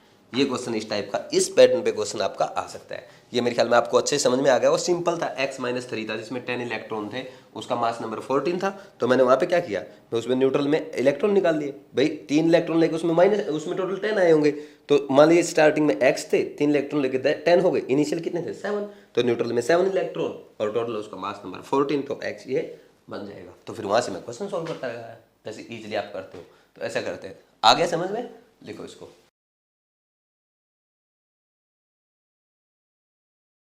नेक्स्ट ये 2 क्वेश्चन मैंने आपके लिए लिख दिए हैं, आपको नोट करने हैं और एक बार ट्राई करना है। तो फर्स्ट क्वेश्चन लिखो, an element has 31.7% more neutrons, an element has 31.7% more neutrons as compare to number of protons, as compare to number of protons, then find symbol of element, then find symbol of element if its mass number is 81। ये 4 option दे रखे हैं, ये 4 option आपको लिख लेने हैं, तो इसके अकॉर्डिंग क्वेश्चन करना है। वीडियो पॉज करो, क्वेश्चन ट्राई किया करो, क्योंकि जब तक आप ट्राई नहीं करेंगे, मैं बताता रहूँगा, मेरी सुनते रहेंगे, तब तक कोई फायदा नहीं है। तो देखो चलो मैं तो समझा ही देता हूँ, मेरा तो काम ही है समझाना आपको, है ना, मेरा तो फर्ज है, समझाना पड़ेगा। आप पढ़ेंगे या नहीं पढ़ेंगे मुझे नहीं पता, ठीक। तो देखो, an element has 31.7% more neutrons as compare to number of protons. तो नंबर ऑफ प्रोटॉन्स जो इसमें है ना, इसका मतलब ये है कि जितने प्रोटॉन है ना प्लस उसमें 31.7% प्रोटॉन जोड़ दो, इतने उसमें टोटल न्यूट्रॉन है। एंड इट्स उसका सिंबल फाइंड आउट करना है, and it's mass number is, यानी ए इज 81। ये अपने को गिवन है, अपने को ए मिल गया, जेड और फाइंड आउट करना है, ठीक। तो अब नंबर ऑफ प्रोटॉन्स जो है हम ये लिख सकते हैं p प्लस 31.7, यानी इसको 0.317 p लिख सकते हैं, या हम ये लिख सकते हैं number of neutron is equal to, यहीं पे लिख देते हैं इसके आगे, इज इक्वल टू कितना आएगा 1.317 p। और अपने को पता है a is equal to number of proton plus number of neutron, है ना, number of neutron plus proton, और प्रोटॉन को हम p को हम z भी लिख सकते हैं, ठीक। नंबर ऑफ प्रोटॉन कितना है भाई, पी को हम चाहे तो हम जेड भी लिख सकते हैं, या ऐसे लिख दो नंबर, इसको ये भी लिख सकते हो आप 1.317 जेड, ठीक। इसको और इसको हम क्या लिख सकते हैं, यहाँ पे सीधा लिख देंगे। अब न्यूट्रॉन कितना है 1.317 जेड प्लस पी को हम जेड लिख ही सकते हैं न्यूट्रल एटम के लिए, ठीक। यानी ये this is equal to 81 is equal to 2.317 Z, Z is equal to 81 divide by 2.317, तो 810 डिवाइड बाई 23 कर दो, बस इसको सीधा सोल्व कर दो। 2.317 पूरा लिखने की जरूरत नहीं है, 8 ये इसको 23 से डिवाइड करो, 23 3 जा 69, बचेगा कितना, ये बचेगा आपका 12, और एक इस पे जाएगा 23 5 जा 115, बचेगा 5, फिर एक जीरो और पॉइंट यहाँ पे, और ये 23 2 जा 35.2 अप्रोक्स आ जाएगा, है ना। तो ये आ गया 35.2 अप्रोक्स। आंसर देख लो कौन सा आ रहा है, ये आ गया बी आंसर आपका। इतना आसान क्वेश्चन था, ठीक। नेक्स्ट क्वेश्चन, ये क्वेश्चन एग्जाम का पूछा हुआ है, प्रीवियस ईयर एग्जाम का क्वेश्चन है, बहुत आसान है, इलेक्ट्रॉन प्रोटॉन न्यूट्रॉन का क्वेश्चन है, इसमें कुछ भी नहीं है।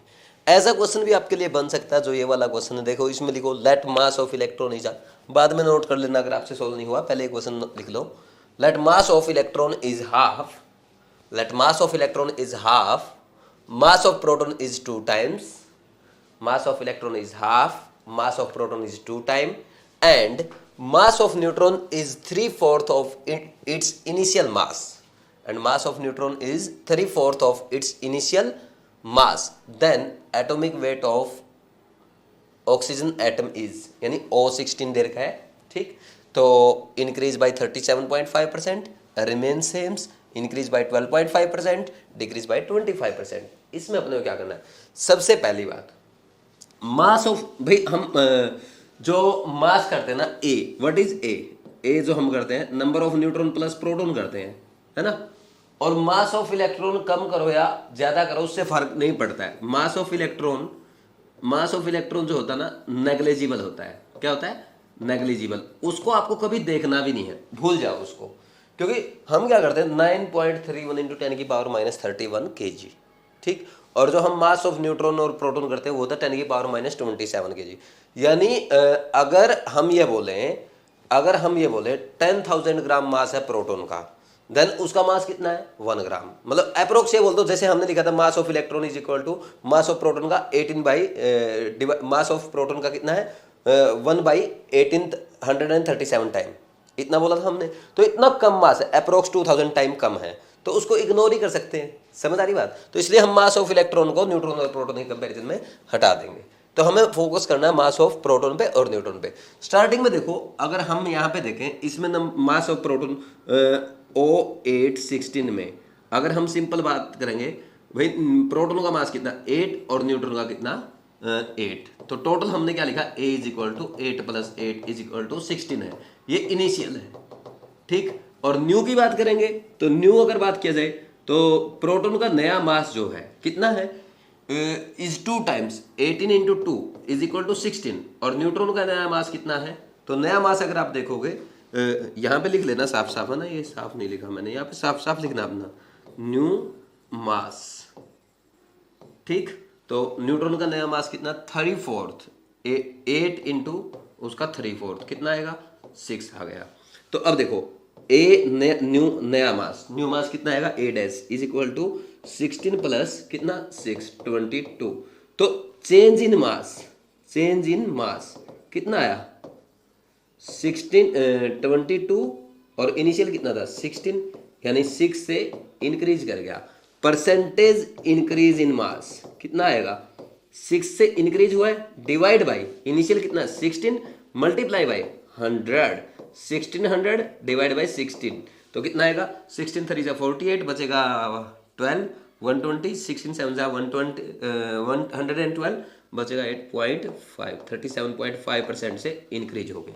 तो ये आंसर आ जाएगा आपका फर्स्ट वाला। इस पैटर्न का क्वेश्चन आ जाए तो कर लेंगे आप। तो अब दोनों का सॉल्यूशन लिख दो, दोनों बहुत ही आसान क्वेश्चन थे, अगर आपने कर दिया तो बहुत अच्छी बात है। लिखो इसको, यहां तक बिल्कुल बच्चों वाली बातें थी। अब जो अच्छी इंपॉर्टेंट काम की बातें हैं जो एग्जाम्स में आती है, अभी हम स्टार्ट करेंगे। लिखो इसको,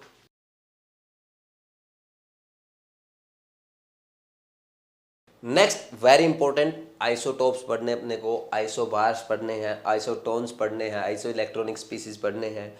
इसके अलावा आइसोडायफर्स और आइसोस्टर्स भी पढ़ने हैं जो ज़्यादा इंपॉर्टेंट नहीं है, लास्ट के दो। तो सबसे पहले मोस्ट इंपॉर्टेंट से स्टार्ट करते हैं, आइसोटोप्स। तो हेडिंग लिख लो आइसोटोप। तो आइसोटोप जब हम लिखेंगे बहुत आसान है, नेम से ही समझ में आ जाएगा। देखो आइसोटोप की हिंदी भी साथ में लिख लेना,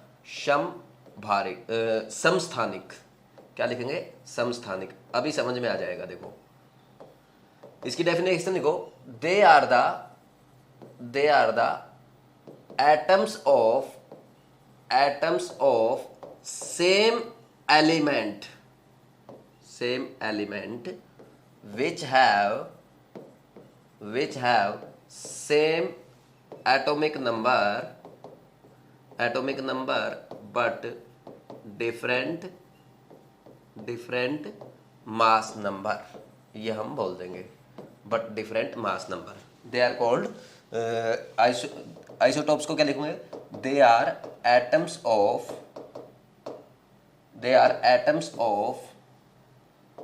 same element which have same atomic number but different mass number, है ना। और शॉर्ट में याद रखने के लिए क्या लिख लोगे, Z सेम और A डिफरेंट। समझ आई बात? अब देखो इनको हिंदी में हम समस्थानिक कहते हैं। समस्थानिक मतलब सम मीन्स सेम, स्थान मीन्स पोजीशन, जिनकी पोजीशन सेम हो। पोजीशन सेम मीन्स यानी कोटा और जयपुर, यानी जो दोनों जयपुर में रहते हैं उनको समस्थानिक कहेंगे नहीं। हम बात कर रहे हैं केमिस्ट्री की, एलिमेंट्स की बात कर रहे हैं, पीरियोडिक टेबल में उनके पोजीशन हम देखेंगे। तो पीरियोडिक टेबल में पोजीशन देखेंगे यानी जो सेम पोजीशन पे आएंगे। और पीरियोडिक टेबल जब हम नेक्स्ट चैप्टर पढ़ेंगे उसमें हम पढ़ेंगे कि जो एटम्स, जो एलिमेंट्स अरेंज किए गए हैं पीरियोडिक टेबल में, वो किसके बेसिस पे किए गए हैं, उनके एटॉमिक नंबर पे के बेसिस पे किए गए हैं। जिनका सेम एटॉमिक नंबर होगा सेम पोजीशन ऑक्यूपाई करेंगे। इसलिए कार्बन के जैसे 3 आइसोटोप है, C12, C13 एंड C14, सभी क्या कर रहे हैं, एक ही पोजीशन ऑक्यूपाई कर रहे हैं कि नहीं कर रहे हैं? क्यों? Because they have same atomic number, तीनों का एक ही एटॉमिक नंबर है। या कार्बन को 3 जगह दिखाई जाती है पीरियोडिक टेबल में, एक ही पोजीशन आप दिखाते हैं। समझ आ रही बात? सेम पोजीशन, समस्थानिक, Z same, atomic number same, mass number different. और भी आते हैं जैसे ऑक्सीजन का ले लो, O8, 16, O17, O18, ठीक। हाइड्रोजन का आ गया 1H1, 1H2, ठीक, 1H3, इसको कहते हैं hydrogen, hydrogen. Second one is called 1H2 is called deuterium, deuterium, deuterium and 1H3 is called tritium. ये रहते हैं। इसमें इलेक्ट्रॉन, प्रोटॉन और न्यूट्रॉन भी आपको ही बताने हैं। 1H1 एक इलेक्ट्रॉन एक proton, neutron 1 - 1 0, 1 electron 1 proton, neutron कितने होंगे 2 - 1 इज इक्वल टू 1। इसमें 1 electron 1 proton and neutron is equal to 3 - 1 equal to 2। तो इनमें क्या है, इसमें 0, इसमें 1 और इसमें 2, ये डिफरेंस है। तो ये हाइड्रोजन के आइसोटॉप्स हैं। समझ आ रही बात? नेक्स्ट, अब आगे बढ़ते हैं। इसको अगर हम आगे देखेंगे, आइसोटॉप्स हो गया। अब यहाँ पे हेडिंग डाल लो आइसोबार्स, और इसमें साथ के साथ लिखो हेडिंग डाल के आइसोबार्स। इसकी हिंदी में, इसका हिंदी में मतलब है समभारिक। सम मीन्स समान, भार मीन्स मास, समभारिक, जिनका मास सेम होगा। इसमें लिखो they are atoms of different elements which have same mass number but different atomic number। समझ आई बात में, है ना? यानी हम क्या बोलेंगे, इनका A क्या होगा सेम और Z क्या होगा डिफरेंट। इनके एग्जाम्पल देखते हैं। जैसे एग्जाम्पल के तौर पे देखते हैं, अगर हम देखें ये है पोटेशियम 40 और कैल्शियम 40, दोनों का मास नंबर सेम है और एटॉमिक नंबर दोनों का डिफरेंट है। ये एग्जांपल हो गया। और एग्जांपल हम दे सकते हैं, जैसे कार्बन का ले लिया हमने, कार्बन 14 एंड नाइट्रोजन 14, दोनों का मास नंबर सेम है 14 है, लेकिन एटॉमिक नंबर डिफरेंट है। समझ आ रही बात? समभारिक, सेम मास, तो मास देख लो दोनों का सेम आ रहा है, इसमें दोनों का सेम आ रहा है। तो ये एग्जाम्पल 1 और ये आपका 2 एग्जाम्पल हो गया। ठीक। अब नेक्स्ट जब हम आगे बढ़ते हैं, इसके बाद आइसोबार्स के बाद आएगा आइसोटोन्स। आइसोटोन्स क्या होंगे बताओ भाई? Isotones which have same number of neutrons, ठीक, जिनका नंबर ऑफ न्यूट्रॉन्स इसमें सेम हो। तो जैसे एग्जाम्पल देख लो, एग्जाम्पल के तौर पे अगर देखा जाए, सबसे पहले हम एग्जाम्पल लेते हैं। जैसे हमने ये ले लिया, फॉर एग्जाम्पल ये ले लिया हमने पोटेशियम 39 एंड कैल्शियम 40, ठीक। इसमें न्यूट्रॉन फाइंड आउट करना, इसमें 20 आएंगे, 39 - 19, ये 40 - 20, दोनों में 20 न्यूट्रॉन आएंगे। और एग्जाम्पल क्या हो सकता है, जैसे आपने ये ले लिया C14, नाइट्रोजन 15 एंड ऑक्सीजन 16। तो इनमें नंबर ऑफ न्यूट्रॉन की बात की जाए, 14 - 6 is equal to 8, 15 - 7 is equal to 8, 16 - 8 is equal to 8। ये आइसोटोन्स है। तो आपको पता होना चाहिए आइसोटॉप्स, आइसोबार्स एंड आइसोटोन्स, ठीक। आइसोटोप में आइसोटोप जिसका टॉप सेम ना हो, ऐसे भी याद रख सकते हो, आइसोटोप जिसका टॉप सेम ना हो। Iso means same, top means top same ना हो, आइसोटोप्स। आइसोबारिक, बार मीन्स बेस, जिसका बेस सेम ना हो, है ना? ऐसे याद रखने के लिए कर सकते हो। बाकी जो हिंदी का मतलब ना समस्थानिक, समभारिक, मैं तो उससे अच्छे समझा पाता हूं, अगर आपको समझ में आओ। सेम पोजिशन, आइसोटोप्स मीन्स समस्थानिक सेम पोजीशन, पीरियोडिक टेबल में सेम पोजीशन यानी जेड सेम जिसका हो, क्योंकि एटॉमिक नंबर के बेस पे हम पोजीशन रखते हैं एलिमेंट्स की पीरियोडिक टेबल में, ठीक। आइसोबार समभारिक जिनका सेम मास हो। तो लिखो इनको, फिर आगे बढ़ते हैं।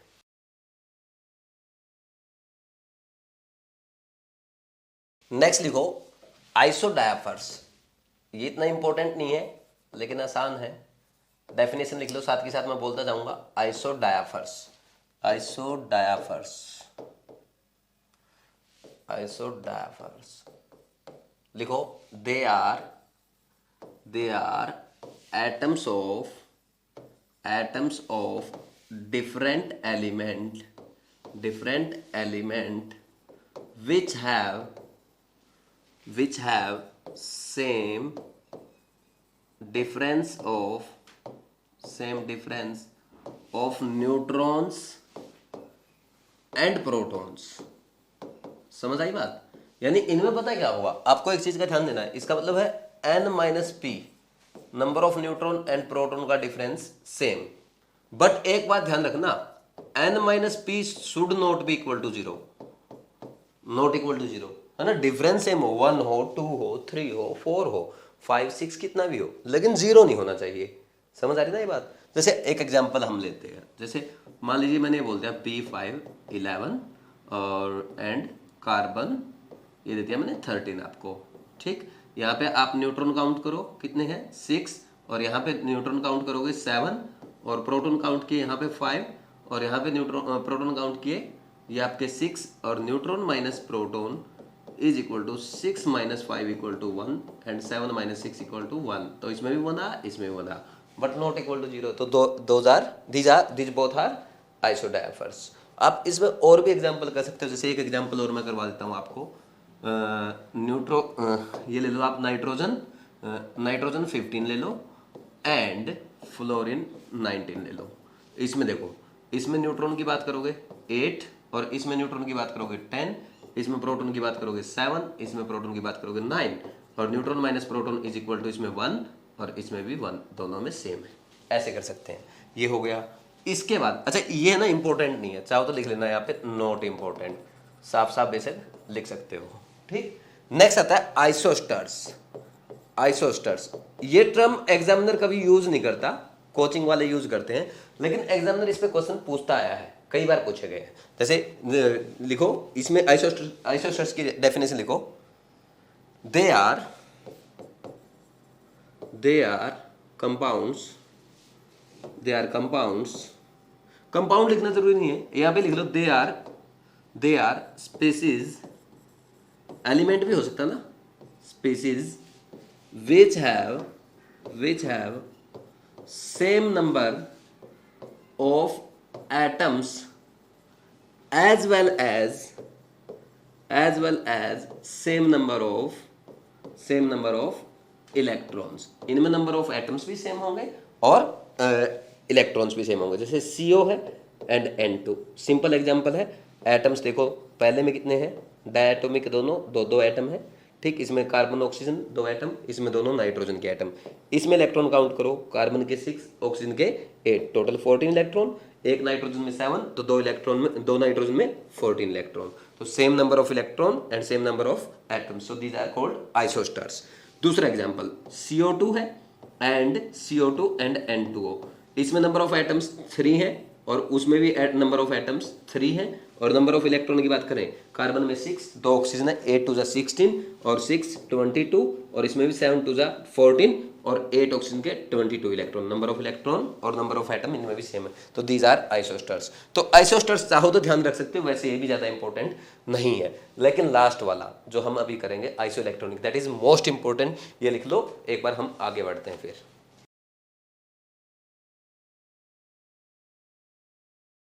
नेक्स्ट लिखो आइसो इलेक्ट्रॉनिक। यहां से ऑलमोस्ट हर साल किसी न किसी एग्जाम में क्वेश्चन आता ही है। Isoelectronic series, isoelectronic series is made up of species which have same number of electrons. Iso means same, electronic means in electrons. Species लिख लो, species which have same number of electron is called isoelectronic and series is called isoelectronic series. ठीक, तो उनको isoelectronic कह देंगे और series जो बनाएंगे उसको आइसोइलेक्ट्रॉनिक सीरीज कह देंगे। जैसे यहाँ पे देखना, कार्बन C-4, नाइट्रोजन -3, O-2 और F-, neon, sodium plus, Mg2+ और एल्यूमिनियम में +3 और सिलिकॉन +4, इतना काफ़ी है। देखो इसमें अगर नंबर ऑफ इलेक्ट्रॉन की बात की जाए तो कार्बन क्या होता है, यहाँ पे 6 इलेक्ट्रॉन है, इसमें 6 और 4 माइनस चार्ज है, 6 और 4 10 इलेक्ट्रॉन आ जाएगा। यहाँ पे नाइट्रोजन 7 रहता है, उसके ऊपर -3 चार्ज, यानी 3 इलेक्ट्रॉन उसने ले लिए, तो 7 + 3 10 इलेक्ट्रॉन। ऑक्सीजन 8 है, 8 उसने 2 इलेक्ट्रॉन ले लिए, तो 8 और 2 10 आ जाएगा। अब फ्लोरीन, ये फ्लोरीन है, फ्लोरीन का कितना रहता है 9, उसके ऊपर -1 चार्ज है, यानी 1 इलेक्ट्रॉन उसने भी ले लिया। ठीक, और नियोन न्यूट्रल है 10, तो 10 इलेक्ट्रॉन होंगे इसमें। सोडियम का एटॉमिक नंबर 11 होता है, उसके ऊपर +1 चार्ज है, यानी 1 इलेक्ट्रॉन उसमें से निकाल दिया, कितने बचेंगे 10। सिमिलरली Mg का 12 एटॉमिक नंबर है, 2 यानी उसमें न्यूट्रल में 12 इलेक्ट्रॉन, 2 इलेक्ट्रॉन उसमें से निकाल दिए गए, बचेंगे 10। सिमिलरली एल्यूमिनियम का 13 होता है, न्यूट्रल में 13 इलेक्ट्रॉन, 3 अगर उसमें +3 चार्ज है एल्यूमिनियम आयन पे, तो 3 इलेक्ट्रॉन निकाल दिए, कितने बचेंगे 10। सिमिलरली सिलिकॉन का अगर बात करेंगे 14 रहता है, तो 14 में से 4 जाएगा, 10 बचेगा। ये कॉन्सेप्ट था आपका। ठीक, तो ये एग्जाम्पल हो गया आपका नंबर 1। ठीक, तो सब में क्या है, दीज आर आइसो इलेक्ट्रॉनिक, सब में सेम नंबर ऑफ इलेक्ट्रॉन्स है। सेकंड क्वेश्चन, आपको क्वेश्चन ऐसा दिया जाएगा, 4 ऑप्शन दिए जाएंगे, which of the following is iso electronic series, ये आ सकता है कौन किसमें से सभी में नंबर ऑफ इलेक्ट्रॉन सेम है, या which of the following is not iso electronic. ठीक, 4 इनमें से कोई इसमें सेम नहीं है। ठीक, तो ऐसे क्वेश्चन आएगा। जैसे और भी क्वेश्चन हम कर सकते हैं, H2O दे दिया आपको, ठीक, OH- दे दिया, NH3 दे दिया, NH4+ दे दिया, N-3 दे दिया, O-2 दे दिया, Mg+2 दे दिया, एल्यूमिनियम +3 दे दिया। ठीक, देखो H2O में 2 हाइड्रोजन और 1 oxygen atom, total 10 electron. OH- 1 oxygen 1 hydrogen और 9, 8 और 1 9, और एक उसके ऊपर -9 माइनस चार्ज, तो एक उसने ले लिया होगा, 10 इलेक्ट्रॉन हो गए टोटल। नाइट्रोजन NH3, नाइट्रोजन में 7 इलेक्ट्रॉन और 3 हाइड्रोजन में टोटल 10 इलेक्ट्रॉन। NH4+ पहले भी कर चुके हैं, 7 नाइट्रोजन में, 4 हाइड्रोजन में 11 और 1 इलेक्ट्रॉन निकाल लिया 10। इसमें देखो N-3, अब ऊपर देख चुके हैं, इनमें हम सब में देख चुके हैं 10 इलेक्ट्रॉन। ऐसे चेक करते हैं, ऑल हैव 10 इलेक्ट्रॉन्स, ऐसे कर लिया। और भी आप कर सकते हो, जैसे थर्ड एग्जांपल अगर हम बात करें, जैसे CO2 है, ठीक, N2 है, अभी हमने किया था, टाइटेनियम है, ये आ गया आपका। इसमें कितने इलेक्ट्रॉन आएंगे बोलो, इसमें कितने इलेक्ट्रॉन आएंगे भाई, इसमें 22 इलेक्ट्रॉन अभी किया था, कार्बन में 6, ऑक्सीजन में 8, 8 2 16 और 6 22, 7 2 2 14 और 8 ऑक्सीजन के 22, और टाइटेनियम में 22 इलेक्ट्रॉन होते हैं। All these are isoelectronic. ठीक, और ऑप्शन कर लो, CO, N2, इनमें भी हमने इसमें किए थे, इसमें भी 14 इलेक्ट्रॉन, कार्बन 6, ऑक्सीजन 8 14, और दो नाइट्रोजन है, तो 2 नाइट्रोजन है तो कितना आएगा, तो 2 नाइट्रोजन में 7 और 7 14, तो ये भी आ गया आपका आइसो इलेक्ट्रॉनिक। ठीक, इसमें एक एग्जांपल और करता हूँ मैं आपको, एक और, C2-2, 2 कार्बन कितने होंगे, 6 2 12, और उसके ऊपर -2 चार्ज, 2 इलेक्ट्रॉन ले लिए, टोटल हो गया 14। ऐसे कर सकते हैं। और भी आप काफ़ी एग्जांपल कर सकते हो, जैसे अगर मैं आपको बताऊं, इसमें हम कर सकते हैं, जैसे CO2 है, नहीं, CO3 2-, ये करते हैं, H2CO3, ठीक, SO2। देखो कार्बन में कितने हैं 6, और ऑक्सीजन में 8, 8 3 24 और 6 30, और 2 उसके ऊपर माइनस चार्ज है, यानी 2 इलेक्ट्रॉन उसने ले लिए, 32 इलेक्ट्रॉन है। 2 यहाँ पे हाइड्रोजन में और 6 कार्बन में, 6 और 2 8, और 8 3 24 ऑक्सीजन में, टोटल 32 इलेक्ट्रॉन। 16 सल्फर में और 8 2 16 ऑक्सीजन में, total 32 electron. All these are isoelectronic series.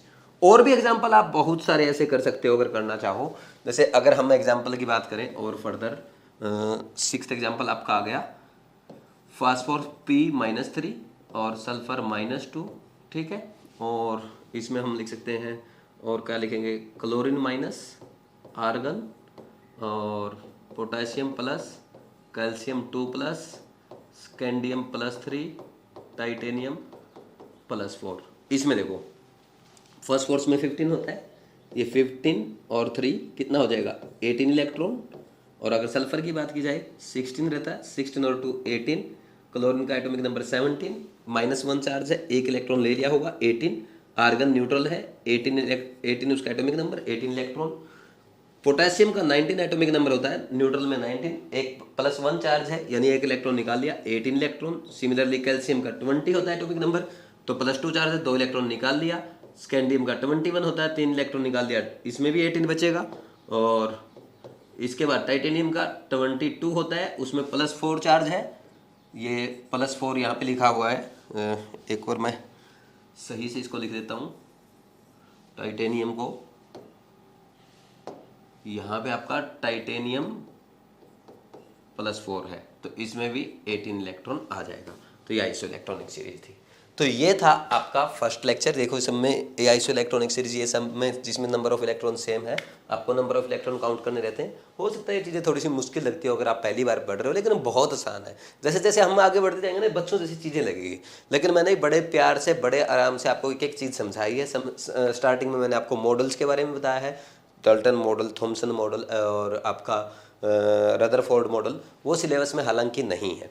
जो इलेक्ट्रॉन, प्रोटॉन, न्यूट्रॉन के बारे में जानकारी दी, जो क्वेश्चंस मैंने आपको electron, number of electron, proton, neutron पे करवाए, या सबसे इंपॉर्टेंट आपको जो लास्ट में मैंने करवाया है, आइसोटॉप्स, आइसोबार्स और आइसोटोन्स, और ये आपके आइसो इलेक्ट्रॉनिक, सबसे ज़्यादा इंपॉर्टेंट पार्ट इस लेक्चर का ये था। और इसमें भी आप मेरे से मोस्ट इंपॉर्टेंट पूछोगे तो ये आपका मोस्ट इंपॉर्टेंट है। ये यहाँ से हर साल इनऑर्गेनिक में, फिजिकल में क्वेश्चन आते रहते हैं, तो इसको अच्छे से कर लेना है।